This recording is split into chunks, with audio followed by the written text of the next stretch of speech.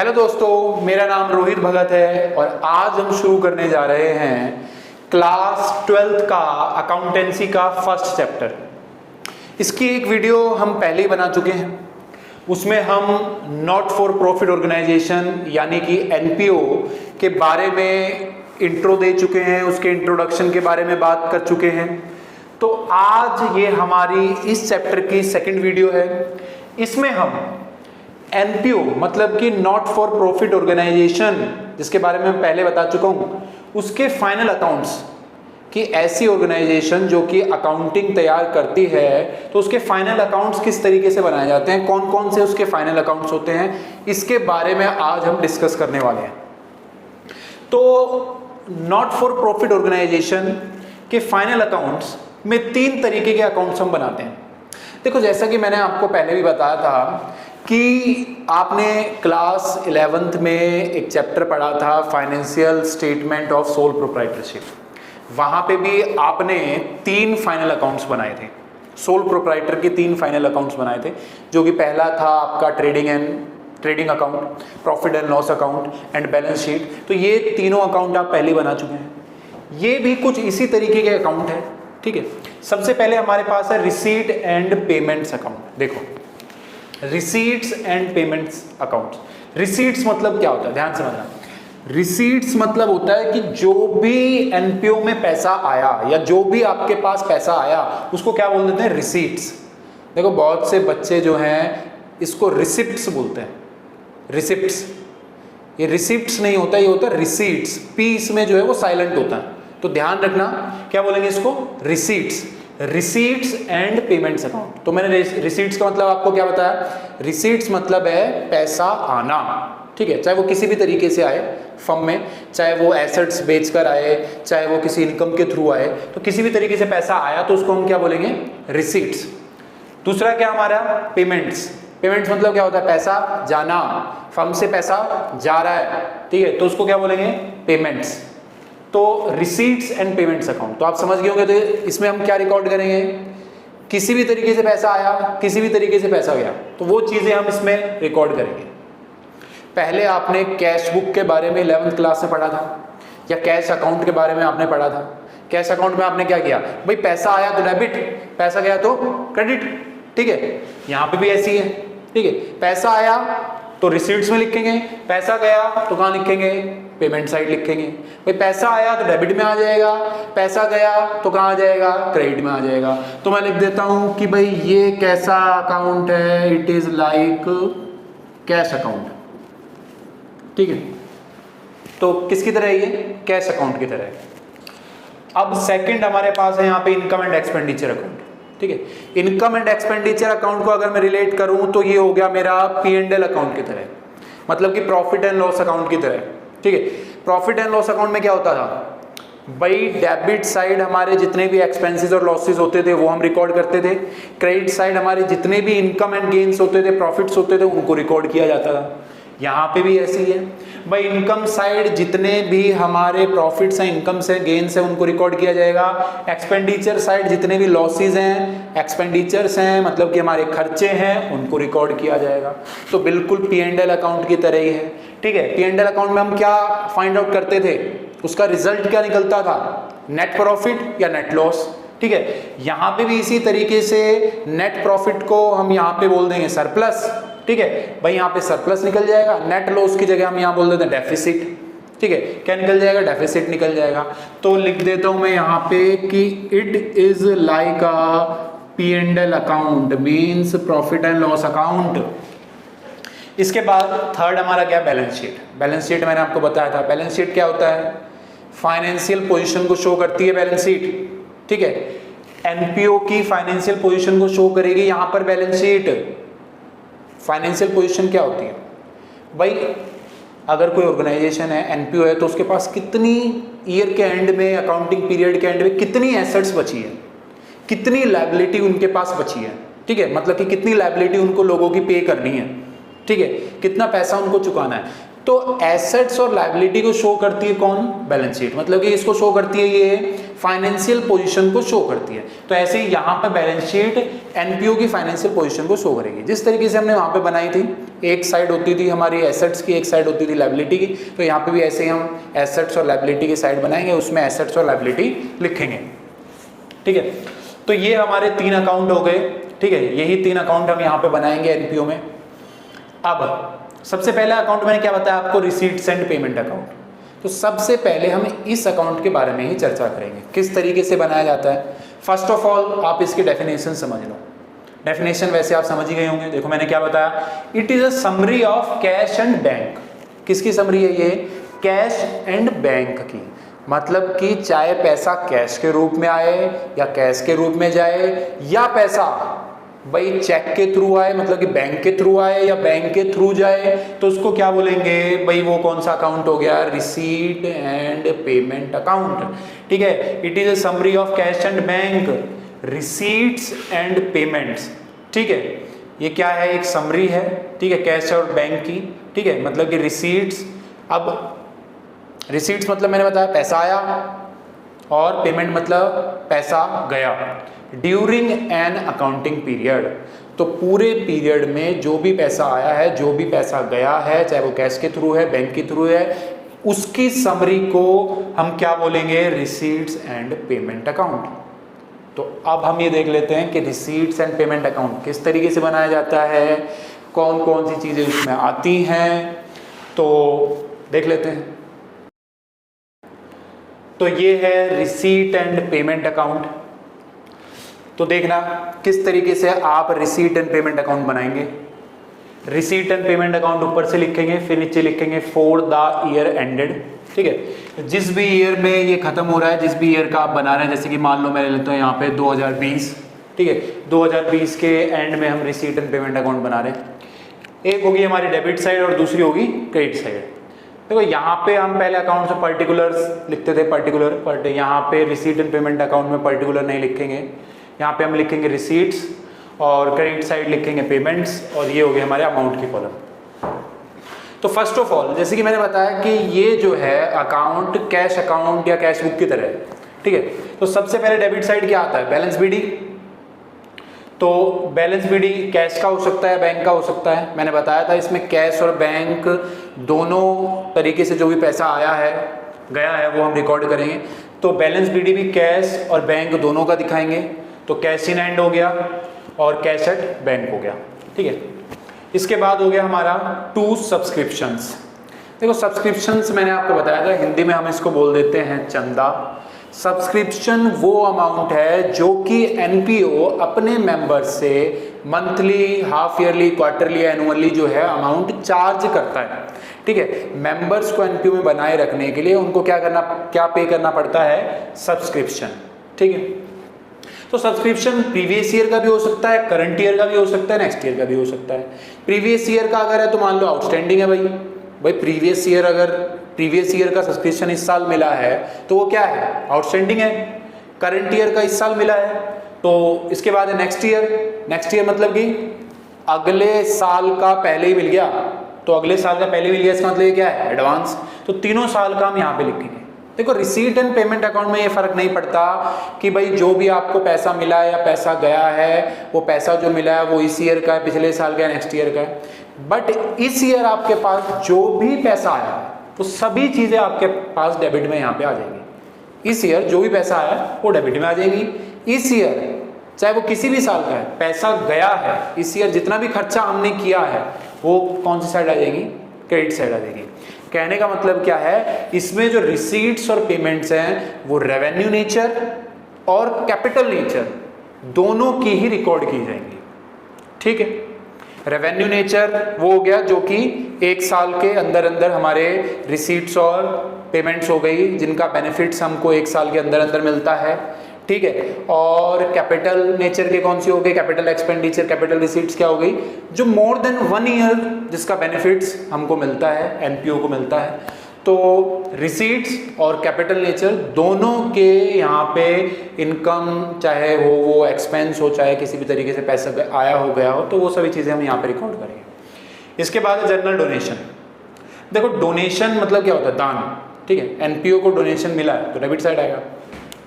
अब डोनेशन जो है वो दो टाइप का हो सकता है, ठीक है। एक तो हो सकता है जर्नल, ठीक है, और दूसरा हो सकता है स्पेसिफिक, ठीक है। अब जर्नल और स्पेसिफिक में क्या फर्क है, ठीक है। जर्नल मतलब होता है कि भाई मान लो किसी आउटसाइडर ने, किसी इंडिविजुअल पर्सन ने एनपीओ को डोनेशन दे दिया, ठीक है।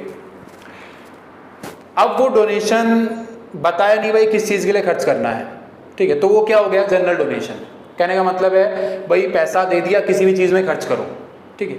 अगर मान लो किसी आउटसाइडर ने पैसा दिया और बताया कि भाई ये किसी स्पेसिफिक पर्पस के लिए खर्च करना है, मान लो किसी ऑर्फनेज में, किसी अनाथ आश्रम में भाई बच्चों के टूर्नामेंट के लिए पैसा दिया है किसी आउटसाइडर ने, ठीक है, तो वो जो पैसा है वो उनके टूर्नामेंट में ही खर्च किया जाएगा, उनके गेम्स में ही खर्च किया जाएगा, ठीक है। तो स्पेसिफिक पर्पस के लिए पैसा दिया है, ठीक है।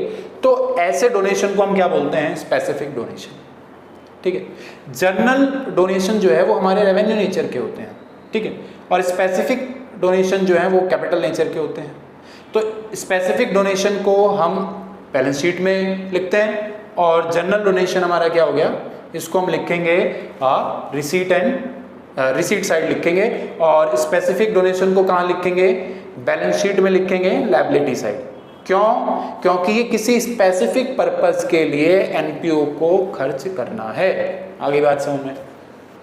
इसके बाद है एंट्रेंस और एडमिशन फीस। कोई भी मेंबर एंटर होगा तो एंट्रेंस फीस देगा, एडमिशन फीस देगा, कुछ भी कह सकते हो। इसके बाद आ जाता है जर्नल ग्रांट्स, ठीक है। जर्नल ग्रांट्स का क्या होता है, देखो ग्रांट्स भी जो है ना वो भी दो टाइप्स के होते हैं, ठीक है, दो टाइप्स के हैं, ठीक है। एक हो गया हमारा जर्नल और दूसरा हो गया स्पेसिफिक, ठीक है। देखो ग्रांट्स का मतलब हम यहाँ पे समझ सकते हैं, देखो यहाँ पे ग्रांट्स का मतलब है गवर्नमेंट ग्रांट्स, ठीक है। मोस्टली क्या होता है कि ग्रांट्स जो है वो पैसा होता है जो कि एनपीओ को किससे मिला है, गवर्नमेंट से मिला है। आगे बात समझिए।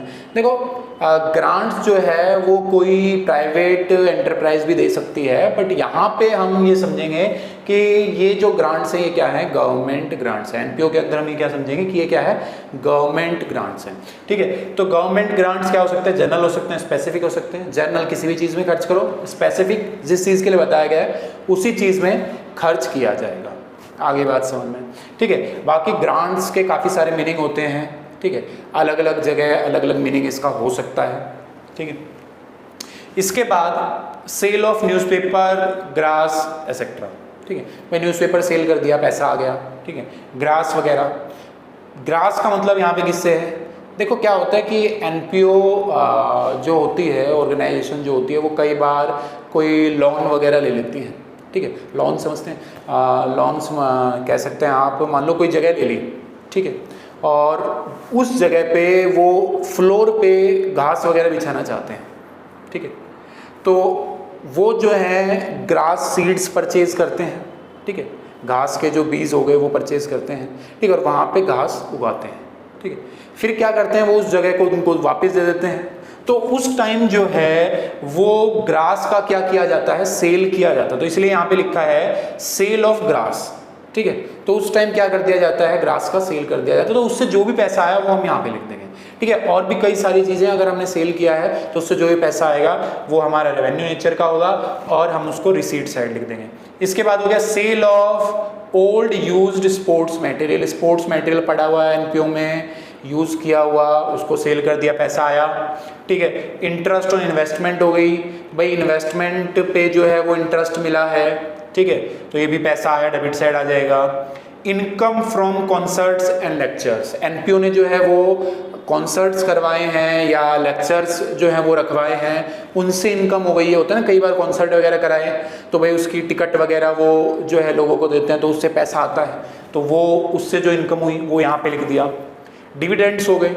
डिविडेंड्स क्या होते हैं, देखो डिविडेंड का मतलब क्या होता है, देखो एनपीओ ने मान लो इन्वेस्टमेंट की है शेयर कैपिटल में, ठीक है, शेयर्स में इन्वेस्टमेंट किया है, अदर कंपनीज के शेयर्स में इन्वेस्टमेंट किया है। तो वो कंपनीज क्या करती हैं, जो भी उनको प्रॉफिट होता है वो शेयर्स के बदले में, जो शेयर कैपिटल लोगों ने लगाई है उसके बदले में वो क्या करती है, वो प्रॉफिट डिस्ट्रीब्यूट करती है उनमें, ठीक है। तो उस प्रॉफिट को क्या बोल देते हैं, डिविडेंड। ऐसे ही एनपीओ ने किसी कंपनी में पैसा लगाया और जो भी पैसा लगाया तो उसके बदले में उन्होंने क्या दिया, प्रॉफिट दिया। ठीक है, शेयर कैपिटल में पैसा लगाया, प्रॉफिट दिया, तो वो क्या हो गया, डिविडेंड्स। आ गई बात समझ। इसके बाद हम आ जाते हैं पेमेंट साइड। इसमें और भी चीज़ें हैं। ठीक है, ये बोर्ड थोड़ा सा छोटा है तो इसलिए आने वाले फिर इसके बाद जो है फिर हम उसको डिस्कस करते हैं। ठीक है, तो अब हम आ जाते हैं पेमेंट साइड। तो पेमेंट साइड में सबसे पहले बैलेंस पीडी हो गया। ठीक है, आपने देखा था कैश बुक हम जब बनाते थे तो क्रेडिट साइड हम नेगेटिव बैलेंस लिखते थे बैंक का। बैंक का नेगेटिव बैलेंस मतलब कि बैंक ओवरड्राफ्ट। ठीक है, मतलब कि आपने बैंक से जो है वो ज़्यादा पैसा निकाला हुआ है। ठीक है, तो बैंक ओवरड्राफ्ट हो गया। ठीक है, तो बैंक ओवरड्राफ्ट का बैलेंस हम लिखेंगे। बैंक ओवरड्राफ्ट क्या है, हमारी लायबिलिटी है, तो इसलिए इसका बैलेंस कहाँ से शुरू होगा, क्रेडिट साइड से शुरू होगा। इसके बाद आ गया सैलरीज। भाई सैलरीज भी जो है वो खर्चा है, पैसा गया है, तो पेमेंट साइड में लिखेंगे। रेंट आपको पता ही है, पैसा दिया है। पोस्टेज एक्सपेंस, भाई पोस्ट वगैरह डाली है उसके लिए एक्सपेंस किए हैं। एडवर्टीजमेंट एक्सपेंस, एडवर्टीजमेंट किया उस पर खर्चा हो गया, विज्ञापन किया है। न्यूज़पेपर एंड मैगजीन्स पर खर्चा किया है। रिपेयर करवाया, हो सकता है भाई एनपीओ में कोई मशीनरी वगैरह हो, ठीक है, या कोई भी मशीन वगैरह हो तो उसको रिपेयर कराया है, उस पर खर्चा हो गया। ऑडिट फी हो गया। ऑडिट फी क्या होता है, देखो क्या होता है कि जो भी एनपीओ अकाउंट्स मेंटेन कर रहा है या कोई भी फर्म जो है अकाउंट्स मेंटेन कर रही है, तो जो हमारे अगर कंट्री में बोलें तो हमारी कंट्री में अकाउंट्स की चेकिंग कौन करता है। अगर कोई भी फर्म जो है अकाउंट्स मेंटेन करती है तो उसकी चेकिंग कौन करता है, उसकी चेकिंग करता है चार्टर्ड अकाउंटेंट, मतलब कि सीए। ठीक है, तो सीए क्या करता है, जो अकाउंट्स की चेकिंग कर रहा है, अगर मान लो वो एनपीओ में आया है और एनपीओ में आकर वो अकाउंट्स की चेकिंग कर रहा है, ठीक है, मतलब कि उसका इंस्पेक्शन कर रहा है, तो वो क्या कर रहा है, सर्विसेज प्रोवाइड कर रहा है। तो उन सर्विसेज के बदले में वो क्या करता है, एक फी चार्ज करता है। ठीक है, उसको हम बोल देते हैं क्या, ऑडिट फी। ऑडिट मतलब अकाउंट्स की चेकिंग करवाई भाई, ठीक है, इंस्पेक्शन करवाया, इंस्पेक्शन हुआ, ठीक है, उसके बदले में फी दे दी चार्टर्ड अकाउंटेंट को, तो उसको क्या बोलेंगे, ऑडिट फी। इसके बाद हो गया बाय मेंटेनेंस एक्सपेंसेस, मेंटेनेंस वगैरह किया भाई, ठीक है, तो उसके एक्सपेंस हो गए। इसके बाद हो गया इंश्योरेंस वगैरह करवाया, उसमें पैसा पे किया। इसके बाद हो गया बाय सेक्रेटरी ऑनरेरियम, ठीक है, होनेरेरियम नहीं होगा, ये एच इसमें भी साइलेंट होता है, ठीक है, इसको हम क्या बोलेंगे, ऑनरेरियम। इसके बाद फिर से है बाय ऑनरेरियम। देखो ऑनरेरियम क्या होता है, ठीक है, देखो मान लो एक एग्जांपल से हम इसको समझते हैं। ठीक है, मान लो कि भाई एनपीओ में भाई कोई भी बाहर से मान लो कोई पर्सन आया, कोई लेक्चर देने के लिए कोई पर्सन आया, ठीक है, वहाँ पे जो है वो किसी मान लो कोई ऑर्फनेज है, वहाँ पे कोई पर्सन बाहर से आकर कोई लेक्चर्स वगैरह दे रहा है, ठीक है, लोगों को बता रहा है, ठीक है। तो अब क्या होगा भाई, वो लेक्चर वगैरह देने के लिए आया है, मान लो उसको चीफ गेस्ट के रूप में बुलाया है, एनपीओ में चीफ गेस्ट के रूप में बुलाया, वो लेक्चर दे रहा है, ठीक है, तो अब वो लेक्चर दे रहा है तो उसकी फीस तो वो नहीं लेगा, ठीक है, क्योंकि चीफ गेस्ट है, वो एनपीओ में चीफ गेस्ट के रूप में उसको बुलाया है, ठीक है। बट फिर भी एनपीओ क्या कर रहा है, ऑर्गेनाइजेशन क्या कर रहा है, उसको कुछ ना कुछ जो उसने लेक्चर दिया है या वो आया है तो उसको कुछ ना कुछ अमाउंट पे कर रहा है, ठीक है। तो जो अमाउंट पे किया गया है वो क्या हो गया, ऑनरेरियम। कहने का मतलब क्या है, देखो कंपलसरी नहीं है, आपने अपने घर में कोई भी वर्कर बुलाया, कोई भी काम करने के लिए बंदा बुलाया, उसकी फीस दे दी, ठीक है, उसके जो चार्जेस थे वो दे दिए, बट आपने अपनी तरफ से और कुछ उसको पैसा दे दिया, ठीक है, जो कि जरूरी नहीं है, ठीक है, अपनी इच्छा अनुसार और कुछ पैसा आपने उसको दे दिया, तो ऐसे को क्या, ऐसी अमाउंट को हम क्या बोलते हैं, ऑनरेरियम। ऐसे ही हो सकता है, मान लो सेक्रेटरी जो है उसको कुछ ना कुछ पैसा एक्स्ट्रा अपने इच्छा अनुसार दिया है, तो उसको क्या बोल देंगे, सेक्रेटरी ऑनरेरियम, ठीक है। कोई डॉक्टर आपने बुलाया, डॉक्टर को फी दी और फिर ऊपर से आपने कुछ उसको और पैसा दे दिया, तो वो क्या हो गया भाई, डॉक्टर्स का ऑनरेरियम हो गया, ठीक है। तो इस तरीके से तो आपको समझ में आ गया होगा ऑनरेरियम क्या होता है। इसके बाद हम आ जाते हैं by municipal tax. Municipal tax क्या होता है, देखो म्युनिसिपल टैक्स जो है वो गवर्नमेंट चार्ज करती है। अब किन किन चीज़ों के लिए गवर्नमेंट म्युनिसिपल टैक्स चार्ज कर सकती है, हो सकता है देखो आपकी प्रॉपर्टी पर टैक्स हो, ठीक है भाई। एनपीओ की जो प्रॉपर्टी है उस पर टैक्स दिया जा रहा है, ठीक है। ड्रेनेज वगैरह हो गए, मतलब कि सीवेज वगैरह हो गए, ठीक है, उस पर ऊपर टैक्स दिया जा रहा है। तो बहुत सारे तरीके के टैक्स हो सकते हैं भाई, बिजली पर हो गया, पानी पर हो गया। तो ये सभी टैक्स जो है वो हम म्युनिसिपल टैक्स में इंक्लूड कर सकते हैं, ठीक है। इसके बाद क्या हो गया, बाय प्राइस डिस्ट्रीब्यूटेड, ठीक है भाई। प्राइस डिस्ट्रीब्यूट किया एनपीओ ने, ठीक है। अपने भाई हो सकता है कोई ऑर्फनेज में बच्चों को प्राइस डिस्ट्रीब्यूट किए या किसी और को प्राइस डिस्ट्रीब्यूटेड किया, खर्चा किया है, पैसा गया है, तो वो क्या हो गया भाई, एक्सपेंस हो गए हमारे। तो वो भी कहाँ आ जाएंगे, पेमेंट साइड, ठीक है। इसके बाद हम आगे का देखते हैं। तो इसके बाद है receipt side to rent received. Rent received पैसा मिला है, डेबिट साइड आ जाएगा। टू इंटरेस्ट रिसीव्ड, ठीक है, इंटरेस्ट आया है, रिसीव हुआ है, तो डेबिट साइड आ जाएगा, पैसा आया है। To miscellaneous receipts. Miscellaneous receipts का यहाँ पे मतलब है कि भाई जो हमारी ये अदर रिसीट्स हैं, इनको छोड़कर जितनी भी बची हुई रिसीट्स हैं, ठीक है, उसको हम बोल देते हैं मिसलेनियस रिसीट्स।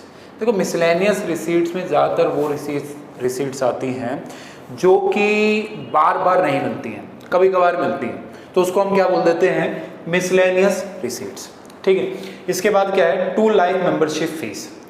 भाई मेंबर से, एनपीओ के मेंबर से पूरी लाइफ की एक ही बार फीस ले ली, ठीक है। अब जो है वो लाइफ टाइम के लिए एनपीओ का मेंबर हो गया है, तो उसको हम क्या बोलेंगे, लाइफ मेंबरशिप फीस। एक बार उसने वो फीस पे कर दी, अब उसको वो लाइफ टाइम तक पे नहीं करनी, अब वो लाइफ टाइम जो है एनपीओ का मेंबर बन चुका है। To subscription for specific purpose. देखो जैसे कि मैंने अदर इनकम में बताया कि भाई डोनेशन जो है वो जनरल होता है, स्पेसिफिक होता है, ऐसी सब्सक्रिप्शन भी जो है वो स्पेसिफिक हो सकता है और जनरल हो सकता है। स्पेसिफिक किसी स्पेसिफिक पर्पस के लिए, और जनरल हो गया भाई किसी भी चीज़ के लिए उसको यूज़ कर लो। डोनेशन फॉर स्पेसिफिक पर्पस, ऐसे डोनेशन हो गए स्पेसिफिक पर्पस के लिए। ग्रांट्स हो गए जो कि गवर्नमेंट से हमको मिले स्पेसिफिक पर्पस के लिए। इसके बाद हो गया लेगेसीज, ठीक है। लेगेसीज का मतलब क्या है, ध्यान से समझना। देखो क्या होता है, अगर कोई एक पर्सन है या कोई भी व्यक्ति है जिसकी डेथ हो चुकी है और अब वो जितनी भी प्रॉपर्टी है अपनी वो एनपीओ के नाम करके गया है, ठीक है। एनपीओ को अब वो प्रॉपर्टी मिल चुकी है, वो एसेट्स एनपीओ के नाम हो चुकी है, तो ऐसे को हम क्या बोलेंगे, ऐसी चीज़ को क्या बोलेंगे, लेगेसीज। आगे बात समझे, जो भी पैसा डेथ जो हुआ है जिस पर्सन की, उससे हमको मिल गया, उसने एनपीओ के नाम पे कर दिया, तो वो क्या हो गई, लेगेसीज। इसके बाद हो गया एंडोमेंट फंड। देखो एंडोमेंट फंड एक तरीके की हमारी इन्वेस्टमेंट है। देखो क्या होता है कि गवर्नमेंट ज़्यादातर एनपीओ के लिए क्या करती है, एक अमाउंट डिसाइड करती है, जिस अमाउंट को एनपीओ को मेंटेन करके रखना पड़ता है, ठीक है। अगर वो अमाउंट कम हो जाता है तो जो भी लोगों ने उस ऑर्गेनाइजेशन को सेटअप किया है या जो भी उसके मेंबर हैं वो उसको मेंटेन करने के लिए क्या करते हैं, और ज़्यादा पैसा उसमें लगाते हैं, और ज़्यादा जो है इन्वेस्टमेंट करते हैं, ठीक है। तो ऐसी इन्वेस्टमेंट को क्या बोल दिया जाता है, एंडोमेंट फंड, ठीक है। इसके बाद हो गया सेल ऑफ फिक्स एसेट्स। कोई भी फिक्स एसेट सेल कर दी, पैसा आ गया, मशीनरी, फर्नीचर, कुछ भी हो सकता है। इसके बाद हो गया to receipts on account of specific fund, ठीक है। भाई रिसीट्स मिल गया, ठीक है, भाई पैसा मिल गया, ठीक है, किसी भी तरीके से हो सकता है, कोई स्पेसिफिक फंड हो सकता है, मैच फंड हो सकता है, प्राइज फंड हो सकता है, ये सभी हमारे क्या हैं, स्पेसिफिक फंड्स हैं, ठीक है। मैंने बताया था स्पेसिफिक इनकम अगर है तो हमारी क्या होती है, लायबिलिटी होती है, तो ये सभी चीज़ें हमारी क्या हैं, लायबिलिटी हैं। इसके बाद आगे भाई बैलेंस सीडी। बैंक ओवरड्राफ्ट का बैलेंस बीडी मैंने बताया क्रेडिट साइड आएगा, और बैलेंस सीडी कहाँ आएगा, डेबिट साइड, क्योंकि ये हमारी क्या है, लायबिलिटी है। इसके बाद क्रेडिट साइड देख लेते हैं। देखो क्रेडिट साइड में अब हमारे पास क्या है, बाय ऑफिस एक्सपेंसेस, पैसा खर्चा किया, ऑफिस के एक्सपेंसेस हैं, पैसा गया। बाय एक्सपेंसेस ऑन शो, कोई शो वगैरह करवाया एनपीओ ने, ठीक है, कोई फंक्शन करवाया, उसके लिए पैसा खर्चा कर दिया। बाय मिसलेनियस पेमेंट्स, कोई छोटी मोटी पेमेंट हो गई, ठीक है, अदर पेमेंट्स को छोड़कर जितनी बची हुई पेमेंट्स है जो कि कभी कभार होती हैं, उनको क्या बोल देंगे, मिसलेनियस पेमेंट्स, ठीक है। By purpose of fixed assets, sorry purchase of fix asset है ये, कोई भी फिक्स एसेट परचेज कर ली एनपीओ ने, मशीनरी परचेज कर ली, कोई फर्नीचर परचेज कर लिया, तो वो सभी चीज़ें क्या है, पैसा गया है, ठीक है, पैसा गया है तो कहाँ पे आ जाएगा, payment side. Sports material purchase किया है तो ये भी कहाँ पे आ जाएगा, पेमेंट साइड। इन्वेस्टमेंट की है, कहीं पे पैसा लगाया है payment side. By books, books वगैरह हमने खरीदी है, ठीक है, तो ये भी क्या हो गई हमारी पेमेंट साइड, पेमेंट साइड में आ जाएगा।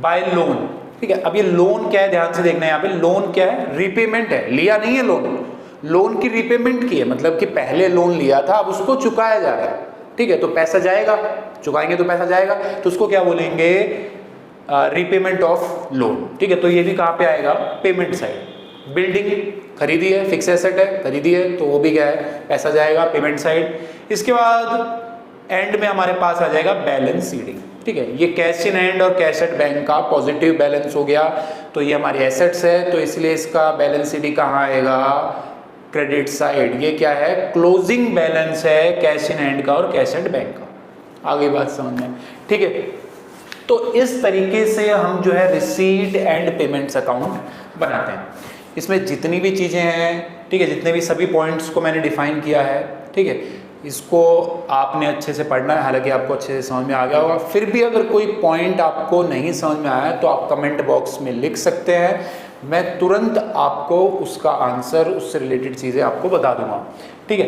तो ये हो गया रिसीट एंड पेमेंट अकाउंट। इसके बाद नेक्स्ट वीडियो में हम सीखेंगे कि रिसीट एंड पेमेंट अकाउंट कैसे बनाते हैं, इनकम एंड एक्सपेंडिचर अकाउंट कैसे बनाते हैं, बैलेंस शीट को कैसे मेंटेन किया जाता है, उससे रिलेटेड क्वेश्चंस भी आगे हम सीखेंगे, ठीक है। तो अब तक जो हमने पढ़ा वो अभी तक हमारा थ्योरेटिकल बेस था, अभी तक हमने जो है वो क्वेश्चंस वगैरह नहीं किए हैं, ठीक है। तो क्वेश्चंस वगैरह करने से पहले हमको ये सभी चीज़ें पढ़नी पड़ेंगी, ये मस्ट है, ये पहले की 2 वीडियो आपके लिए मस्ट है, ये जब तक नहीं पढ़ेंगे आप आगे क्वेश्चंस नहीं कर पाएंगे। तो इसको आपने ढंग से पढ़ना है। Thank you very much.